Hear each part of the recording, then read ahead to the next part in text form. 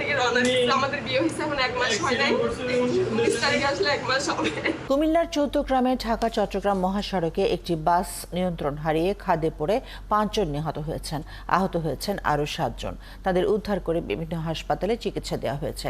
Police বলছে চালকের বেপরোয়া গতির কারণে এই দুর্ঘটনা ঘটেছে। এনামুল হকের তথ্য এবং ছবিতে প্রতিবেদন। মাত্র 17 দিন আগে নোয়াখালীর পলাশ হাসানের সাথে বিয়ে হয়েছে ডলির। শুক্রবার ছুটি থাকায় ভোরে নতুন জীবনের স্বপ্ন বুনতে বুনতেই কর্মক্ষেত্র ঢাকা থেকে স্ত্রীর কাছে ছুটছিলেন শ্বশুরবাড়ি চট্টগ্রামে। রিলাক্স পরিবহনের কক্সবাজারের পথে চলা যাত্রীবাহী বাসটিতে ছিলেন তিনি। উনি আমার হাজবেন্ড।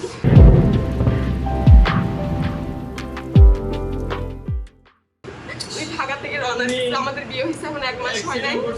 19 তারিখে আসলে 1 মাস হবে। উনি আমাদের বাড়িতে আসতেছিল।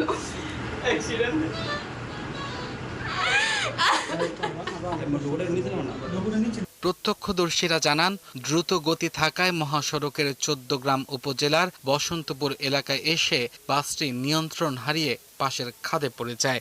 ঘটনাস্থলেই মৃত্যু হয় পলাশ সহ 5 জনের। আমার বাইকটা মারা গেছে। তা আমি কিভাবে বের হয়েছি এখান থেকে গাড়ি থেকে সেটা আমি নিজেও জানি না। ওখানে ঘুমেছিলাম, ততটুকু কিছু দেখি নাই।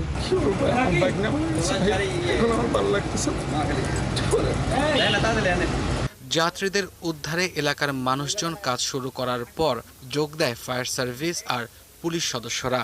এ ঘটনায় আহত হন অন্তত 7 জন।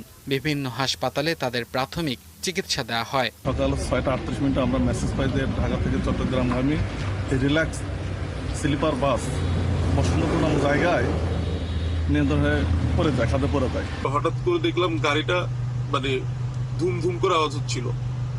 দেন দেখি গাড়িটা পড়তে পড়তে মানে একদম উল্টাই গেল, কোথায় গিয়ে পড়ছে কিচ্ছু জানি না। পুলিশ বলছে চালকের বেপরোয়া গতির কারণে এই দুর্ঘটনা ঘটেছে। ঘটনার পরপরই পালিয়ে গেছে বাসটির চালক ও তার সহযোগী। কয়েকটা বাঁশের ঝাড় আছে আর সম্পূর্ণ ফাঁকা রাস্তা। তো এই সমস্ত জায়গায় যদি অ্যাক্সিডেন্ট ঘটে থাকে তখন আমার কাছে মনে হয় যে ড্রাইভারের অসতর্কতার কারণেই প্রথম পর্যায়ে এই দুর্ঘটনা ঘটতে পারে। নিহত 5 জনের মধ্যে আরও রয়েছেন টেকনাফের মোহাম্মদ হোসেন, চট্টগ্রামের বাঁশখালীর বদরুল হাসান রিয়াদ ও লক্ষ্মীপুরের মানসুর। আব্দুল্লাহ মামুন, ৭১।